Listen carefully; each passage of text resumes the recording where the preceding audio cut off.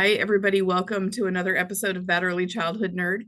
I'm Heather Bernt-Santy. My guest today is Elliot Haspel. Hi, Elliot. Hi, how you doing, Heather? Good. You've been on the show a few times. Well, this is maybe your third time, I think. So thank you for coming back. Yeah, Would you just tell folks about yourself a little bit, and then we'll jump into talking about your book?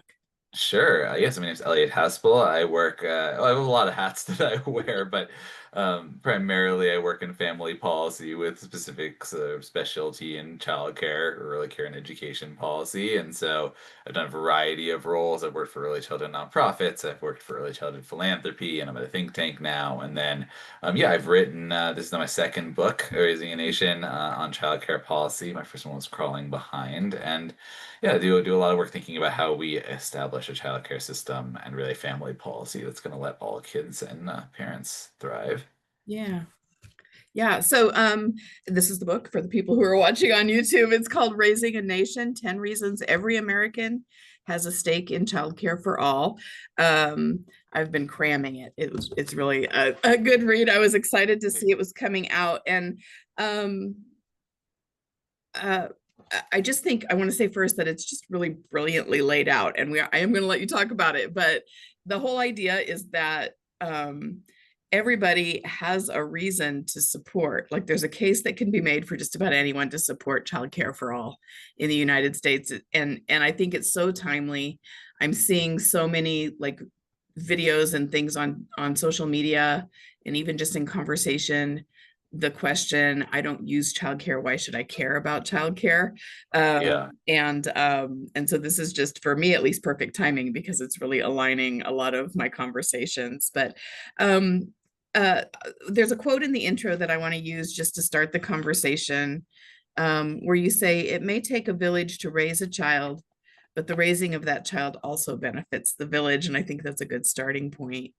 Will you just talk about the book a little bit Yeah. before we dig into details? Yeah, absolutely. So, right. So the thesis of the book, and it's a good quote, is that we need to establish childcare as a value and as part of our social fabric. Mhm. And until we do that, it will stay in this bucket of being largely seen as an individual family responsibility, where if you don't have young kids, it's not really anything you need to worry about. And the reason that I think that's true is because in a lot of cases we have other services where we have made that mental shift as a culture, right? And as a society. Public schools are probably the most relevant example. If you don't have school-aged kids, if you don't have kids at all, it's not hard for people to make the leap to why do we need to have good public schools? Why should my tax dollars go into supporting public schools? That case exists, if you don't particularly like to read books, you still sort of understand why do we need libraries, right? If you don't own a car, I think you probably understand why do we need to have roads. Like these are just things that we have this set of things that we understand. They ripple out. And my argument, and I probably get no argument from you here, is that childcare very much belongs in that bucket. But we rarely make that case explicitly, and we rarely draw out all of those reasons why the village needs childcare as part of the social fabric to Mhm. make that jump from it's a private individual responsibility to actually it's a collective concern, and obviously parents have prime prerogative, but that there's a reason why the village should come alongside them. Yeah. So, and the way you have it laid out, you've got each chapter basically is aimed at a specific audience and their need and what might appeal to them. So just to kind of give everybody an idea, you've got a chapter about how it benefits whole communities. You've got a chapter that makes a family values case, which was really brilliant and well done. I thought a patriotic case, the parenthood and childhood case, the anti-poverty case. You've got a national security argument for childcare, and I just think that's such a smart way to do it because that is what we have to do, right? If we want other people on board, we have to figure out what their value is. That's right. And talk and Yeah, teach there's them. this there's this and I quote a climate scientist, Catherine Hayhoe, in there. I think there's this idea where like, well, these people just don't agree with us because there's like something that's like missing, right? They just don't, we haven't convinced them enough. And like, no, we haven't talked to their values. Everyone has values, everyone has morals. If they held our exact same values, they would already agree with us.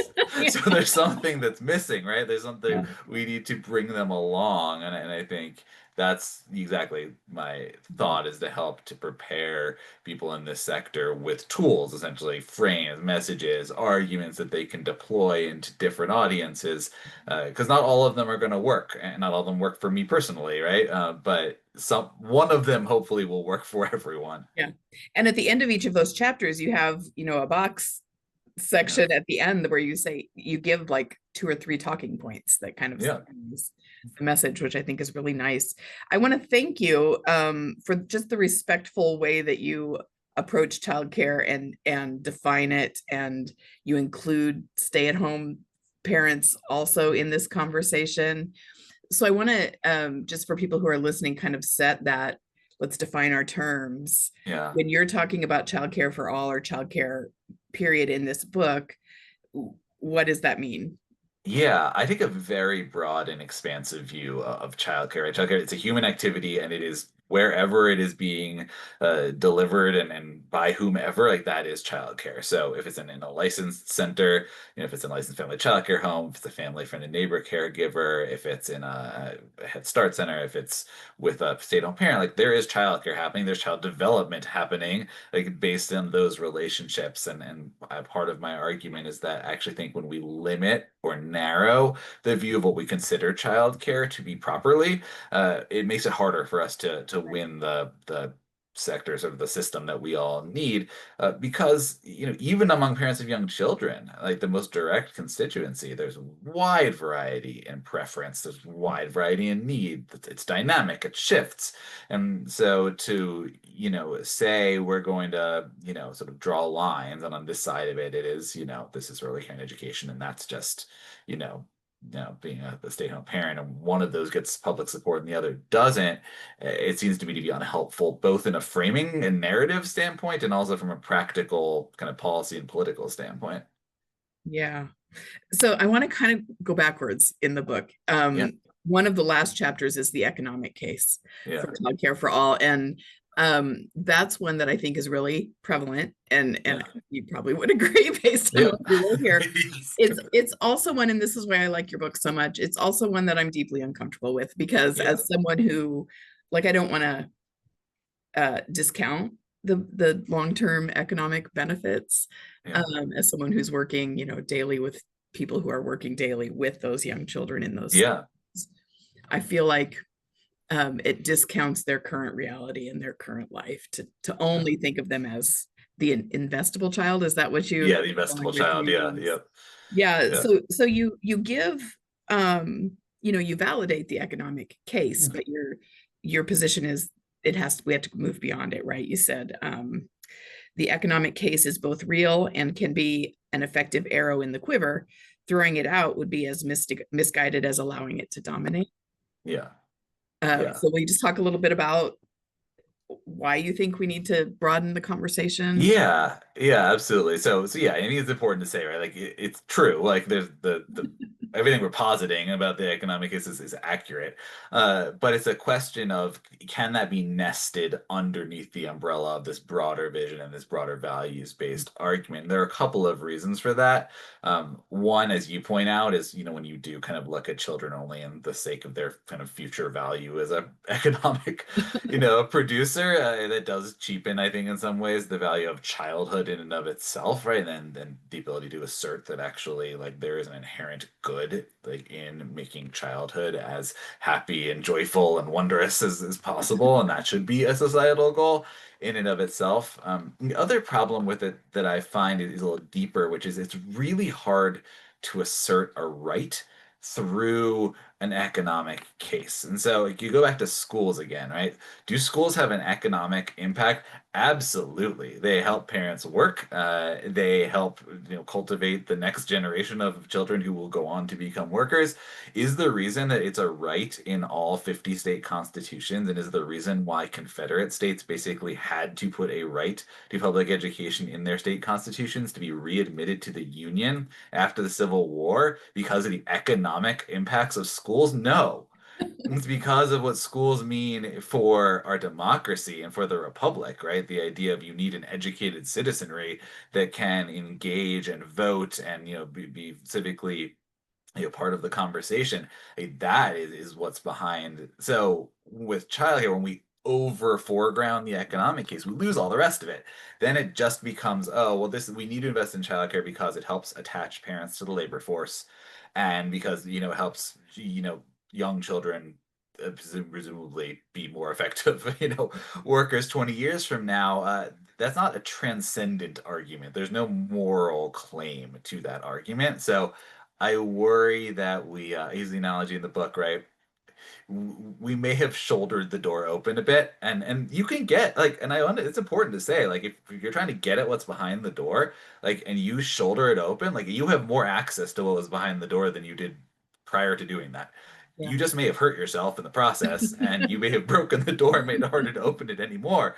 But it's and so there's a trade-off, and I think that's the biggest thing I want to people to understand is, like, I think sometimes we uncritically make the economic case without even thinking about the trade-off in doing that. Yeah. Um, and I guess, there's a lot of us in the field who are grateful for the economic case because it has brought the conversation onto tables, into groups that maybe Yeah. normally wouldn't be. But I also, in my own experience, see a lot of like then gatekeeping and barrier stuff like, okay, we'll invest because of this economic argument, but only if it's this kind of care, or only Yes. if you can prove that this is happening every day in the care. And that's really tricky.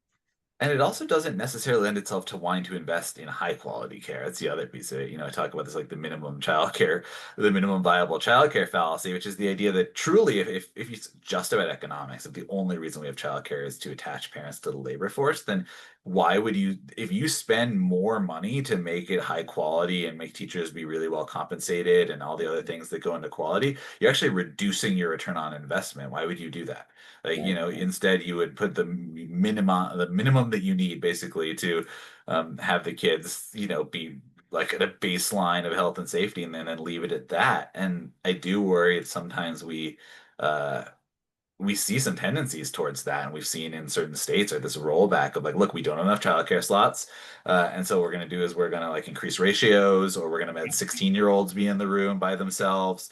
Uh, Indiana, because some if of all you care them heard of about, us. but I think what's important, I think some of us roll our eyes at that, we're like, that's a terrible idea. But it's legible if the only reason you need a childcare system is to get parents to work, Yeah. right? It's actually yeah, it's a reason. I think it's unreasonable, but like you can see how someone got there, not because they hate kids, but because they've been told like that's their policy goal that they are advancing. And if that's your policy goal, then yeah, maybe that's a way to get there. I think what you and I and many others in the sector say is like, no, it's so much more than that, and so you have to invest, much, much more money. But I'm not sure the economic case gets you all the way there, and I think you start losing some of those Right. would-be allies when you get to how are you going to pay for it. Yeah. Yeah. And so I want to move into one of the specific other cases that you're Yeah, making. And this one was so um I'll say fun in a nerdy sense, but it's a serious thing too. You make a family values case for yeah, childcare for all, and that's one of the it's chapter 3, so it's early in the yeah, book. And I thought that was so I'll just say brilliant again, because that's where a lot of the opposition comes, right? That's yeah, what, when Nixon was president and we thought maybe we were on the way, yeah, that was what kind of lowered the boom, was people coming out and saying that's against our family values. yeah, But you have a whole chapter about how it actually can help work toward that. yeah. Yeah, I think I think it's really important that we can make this case, because you're right. There's still a lot of people I think you think of, let's get the government anywhere near our kids. We Yeah. don't trust that.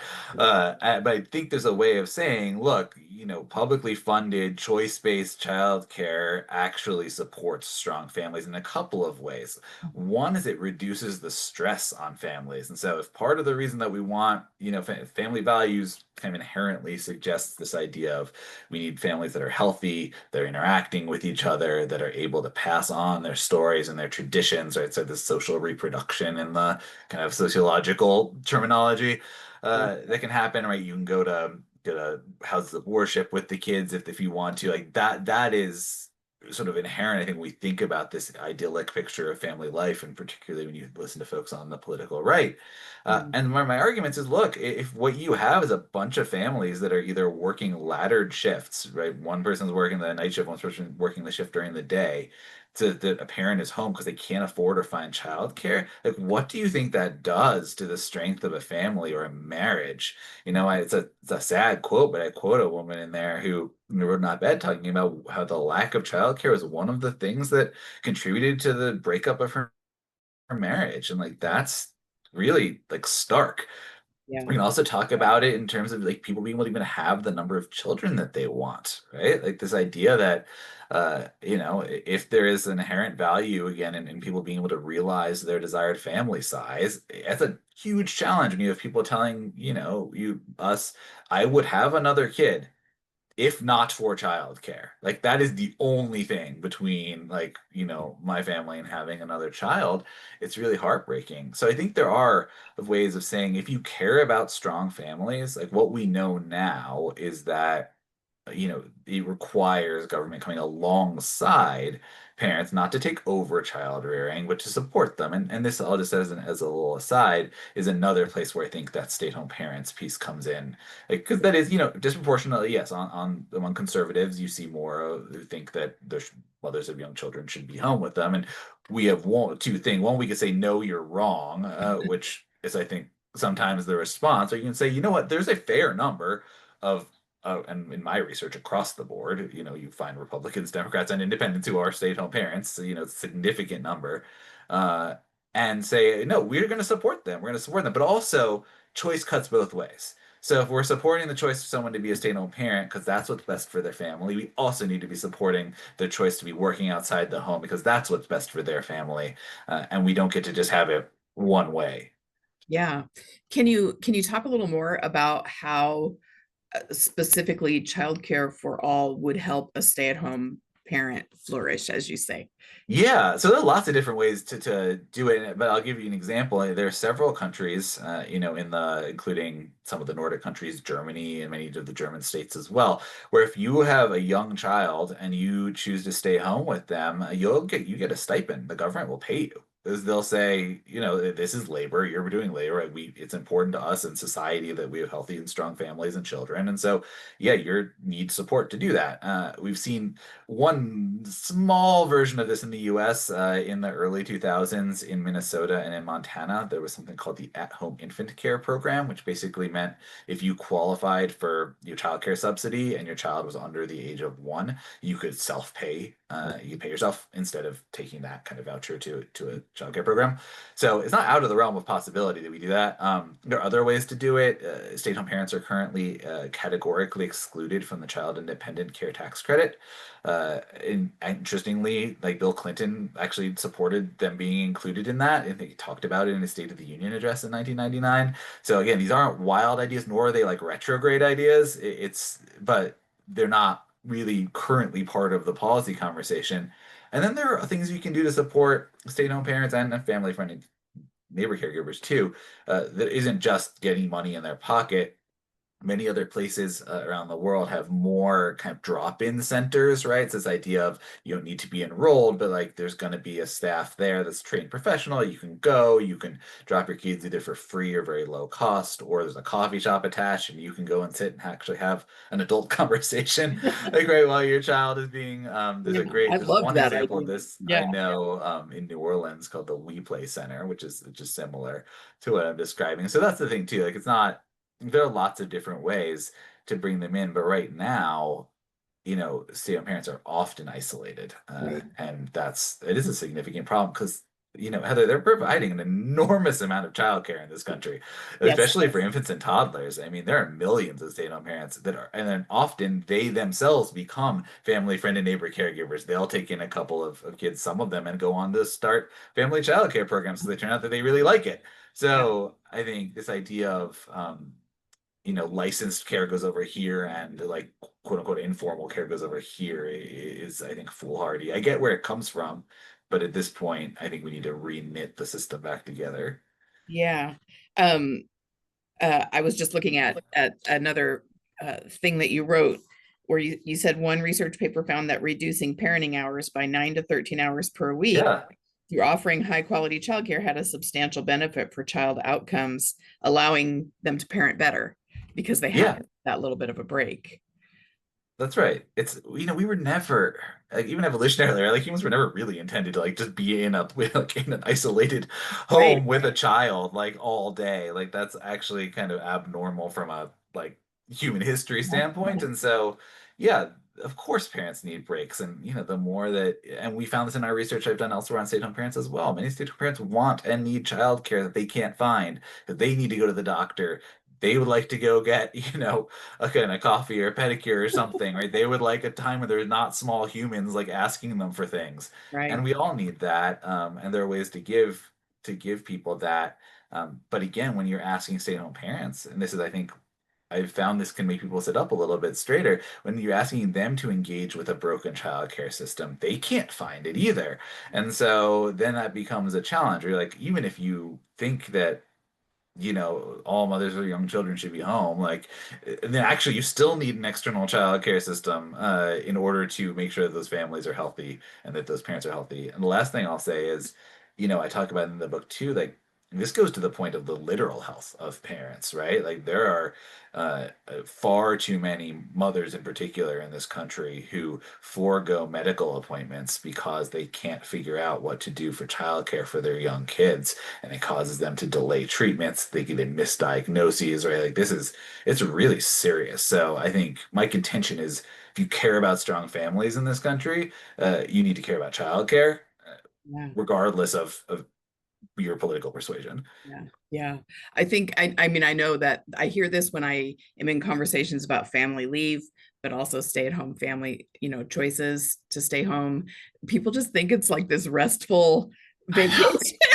It just cracks me up because it's such hard work. And then you add in the isolation and the lack of sleep and the healthcare decisions Yes. you have to make or not make because you're home full time with your children. It's That's right. The Chamber of Mothers, the group I'm on the board of, had this video a year or two ago, and it was like sort of a parody, but it was, what people think paid leave is like, and it's like this, very nice hotel, and this bell, hop is letting them in, here's your rooms and everything, and then it cuts to the reality, and she's like bleeding everywhere, like the baby's crying, yeah. right? Just trying to like pump, and I'm like, yeah, like it is, I think It's that's not an right. exaggeration, right? Yeah. That's not. So, Okay, so I want to go next to the patriotic case because that was yeah. another one that I was sort of surprised by. Yeah. And you write just at the very beginning of that chapter, what do you call someone who voluntarily chooses to serve their nation by courageously putting their bodies on the line, sacrificing ease and comfort for the harder path, and in doing so helps ensure the country is strong, safe, and prosperous? You call such a person a patriot. You can also call them a parent. So kind of along the same lines that you just Yeah. were talking about. I thought that was a good, a really sharp intro. Well, thank you. Yeah, no, it's fascinating, and I actually think I maybe learned the most researching and working on that chapter, because there was this thread of thinking, especially in the earliest 20th century, that parenthood was very much a public service. And I quote in there, Teddy Roosevelt, and it's this fascinating It's so episode, fun. Yeah. right? Like 1908, and he's talking to the National Congress of Mothers, and literally says, like, this is the only group that I hold in higher esteem than Civil War veterans. Oh, And I'm like, because there's no one who's a better citizen than a mother. And I'm like, well, and look, we should say before we go any further, this is tinged with a lot of problematic stuff around the edges, sure. right? Like, there's a lot of questions of racism in this, of which mothers were considered patriots. There's a Yeah. lot of questions about women being reduced to their value because of their ability to reproduce the next generation, as opposed to being seen as whole people. Like, they're it's not a clean argument, nor am I saying everyone should go out and start saying like we should have childcare so that we can have more kids because America needs to be strong. Like, that's, I think, for a lot of people, not a compelling argument. Yeah. But there is something to be said for the idea that actually parenting, while we see it in our day and age, is very, very much an individual, like, sacrosanct sphere, has enormous implications for the rest of society. And the rest of society needs there to be healthy kids and healthy families. And that's I think an interesting way to go about it. I talk about several of these studies that actually find if you look back and you think about the parents and children and how much sort of tax dollars and other contributions they're putting in, parents end up contributing hundreds of thousands of more dollars into society than non-parents, which is not a dig at non-parents, because I am very vocal about the fact that if you choose not to have kids, that's totally fine. And actually, society also needs lots of people who don't have kids to be aunts and uncles and, Yep. inventors and religious aesthetics and all the rest of it.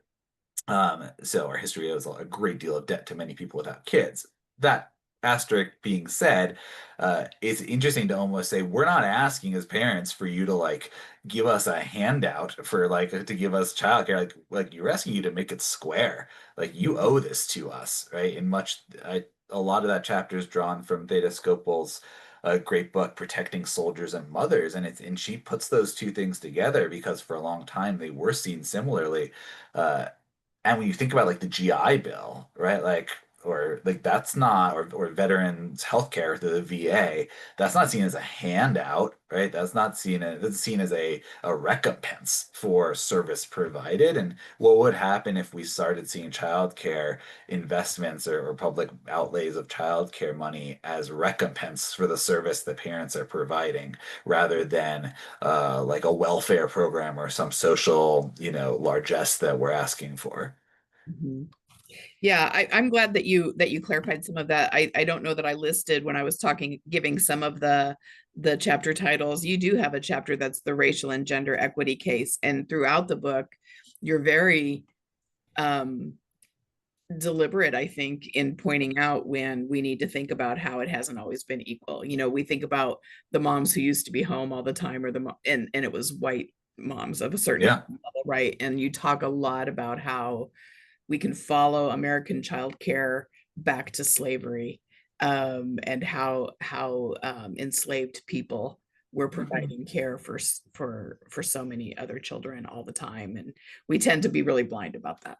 We do. Yeah. I mean, I try to be very like cognizant of the fact that I'm a white man, like Mhm. writing about childcare, working in this field that is 97%, Yeah, women, and that is we appreciate disproportionately you. women of color and immigrants. And yeah, and I say that I'm sure like great, we need men in this fight as well and all for that. But like, I also am cognizant that we need to be hearing these other voices and we need to have a strong lens towards the Yeah. disproportionate impacts because you're right. Like otherwise we miss some of the big Yeah. picture.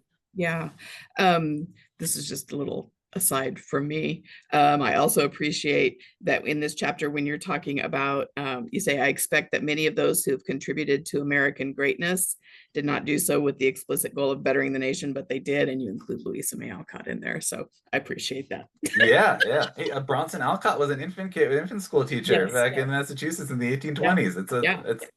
The history is wild. Yeah. Who lost his school, right? Because he enrolled a black child. I That's mean, that's yes, I part didn't of even the put that story. in there, but yeah, I mean, yeah, it is. Yeah. Anyway, sorry. Yeah, no, you're good. I'm a huge Louisa fan, so that was Yeah, nice. And it was nice it was a woman author in there and not just yeah. That's right. Jane or anybody else. Okay, so I want to jump and this may be the last one chapter we can dig into. Sure. But you have a chapter about the anti-poverty case. Yeah, There are some, I think, who might hear that and go, yeah, that's always been part of the conversation. But in this chapter, you talk a lot about how programs that, and maybe throughout, programs that have been designed for families and children who live in poverty pathologize yeah, poverty. And I think you take such a respectful tone in the chapter. But there is a case to be made that what did you say? For many American families, the presence of young children is not just correlated with risks of poverty, it can be a direct cause of poverty. yeah, yeah. It's and that I think is we need to understand this. The group most at risk, the population most at risk for eviction in this country are children under the age of 5. There's just a piece out in that new web magazine, The Argument, called "No Country for Young Families," and the author talking all about how there's a lot of widespread but sort of unspoken discrimination in housing in particular for parents of young children, and that having young children can create all of these pressures, which can thrust one into, and childcare is very much one of them. So you talk about housing, but sort of is probably number one. Childcare comes in at like 1A, right? Because when you don't have access to affordable childcare, you end up missing shifts. And because of our poor labor laws in this country and poor job protections, it's very easy for that to send a spiral. And I quote, the story of one woman in there who that happened to. I mean, lost her job and then losing their because of the childcare breakdown, and losing their job caused her to get evicted, right? And so you can set on these cascading things. So while lots of things are correlated with poverty, like having a child and not being able to find childcare can push someone off the cliff. Or the other analogy I use is if someone's trying to get up off the ground, it can kind of turn into a sheet of ice.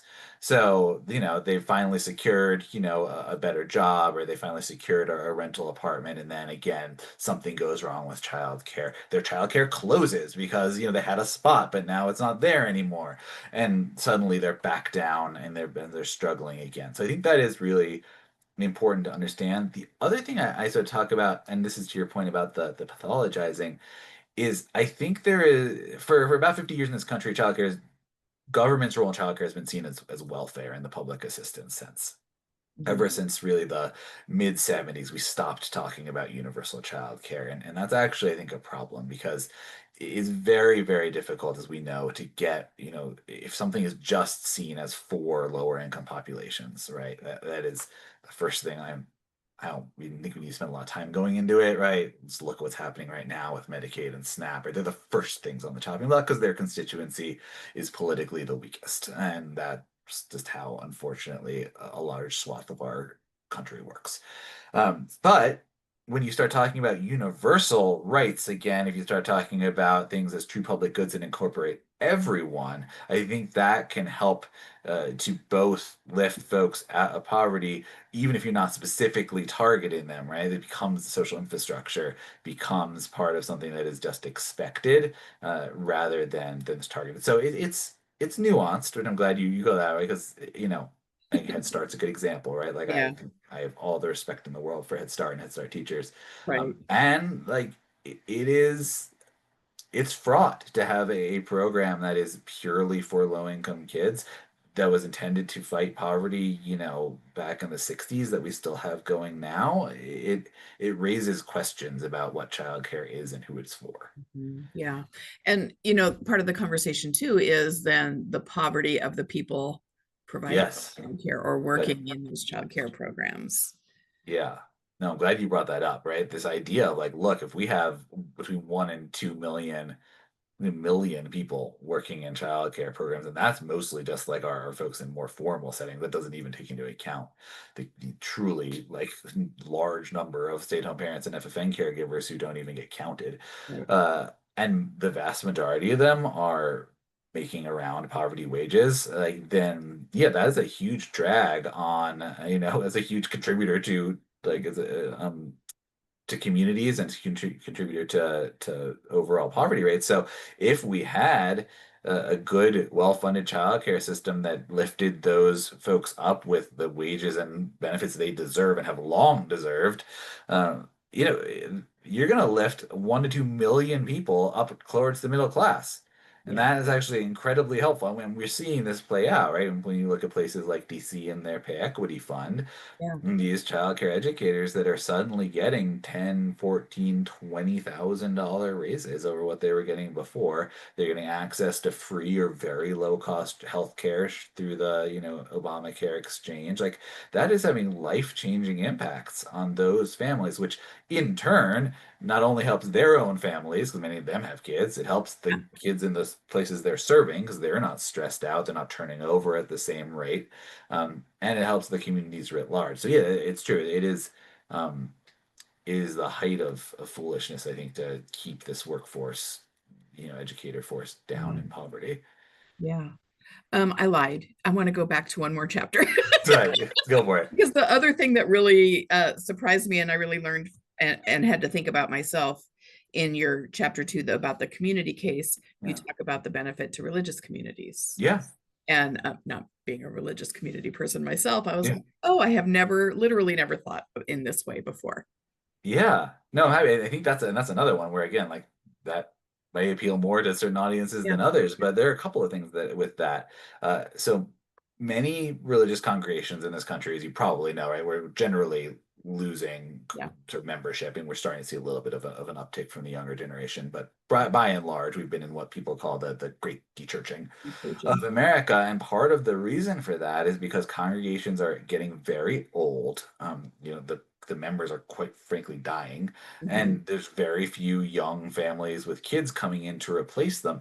But yet, we know that the transition to parenthood is one of those times when people are most likely to re-engage with religious communities in search of community, in search of trying to make meaning of this new experience.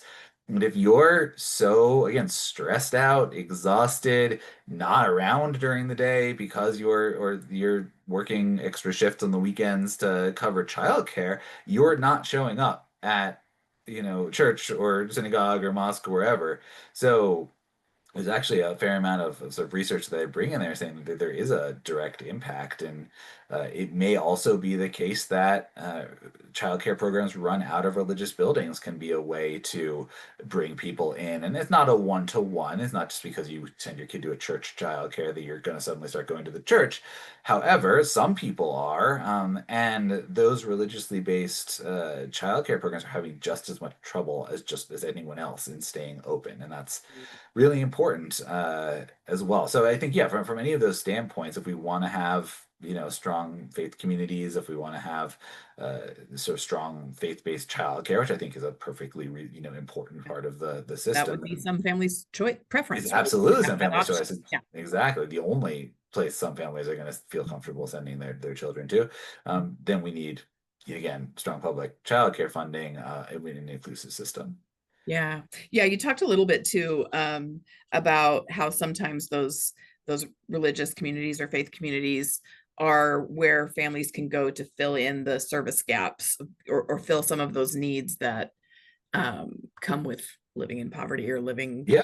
in that. And while that can't bear the full burden, and we should still be looking at this full support for childcare for all, that's another, I guess, what am I trying to say? Another risk of the dechurching is that It those is. resources Yeah. aren't be there anymore. That's right. Churches are, churches and synagogues and mosques and other houses of worship are really important community assets, and they serve, many of them, and all of them obviously, but many of them serve really important community roles. They do. They're the ones that run the food banks, right? They're the ones that will help connect people in poverty to other types of services. They're the ones that, well, some of them have like emergency, loans or emergency shelters Right. attached to them that they can offer. They are part, and as much as I am a very loud and avowed liberal who believes in strong government social safety nets, like there will always be a need for faith communities and communities writ large to step up to be part of uh,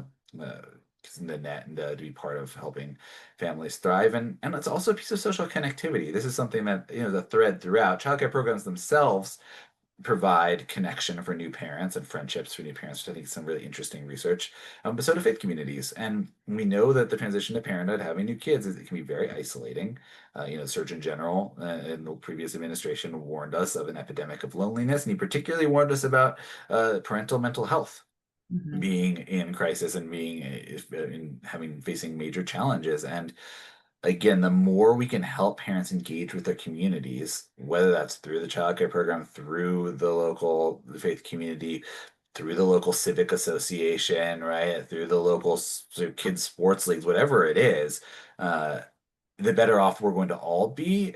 And it's, again, it's really hard to do that if you are super stressed, if you're in a scarcity mindset, and or if you are working multiple jobs with food on the table, like you're not thinking about any of that. Like you're literally thinking about how you're going to get through the day. And so we have to, again, draw these connections because people don't see where childcare fits in that milieu very often. Right.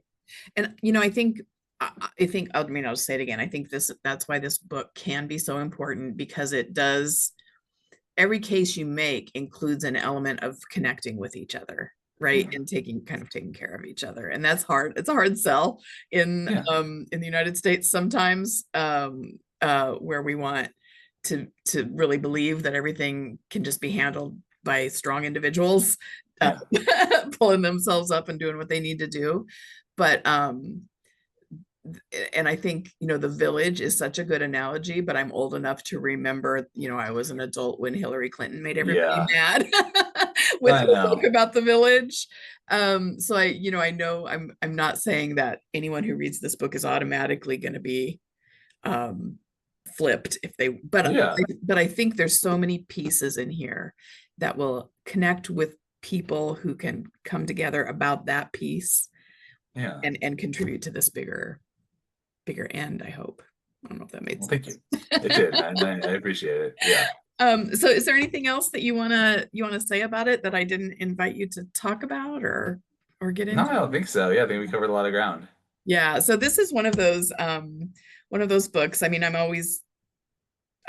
love books, but this is one of those that I read and I think I've got to get a lot of copies of this and I've got to start giving it to people and I've got to really get this one out there. So I just really am grateful that you wrote it. Yeah. No, it's I really appreciate the chance to talk about it. Yeah, I do. I hope people find it useful. It's it's on Yeah, I think Amazon Bookshop, wherever you get your books. I think I told you on the in one of our emails that I was gonna get a copy for everybody on this coalition that I brought up locally because It's great. we really we meet all the time and talk about the economic case. Yeah. Yeah. And so this is really great. All right. Well, I will let you go. Thank you for being here, Thank you, Heather. making this time, and thanks everybody for listening to another episode of That Early Childhood Nerd.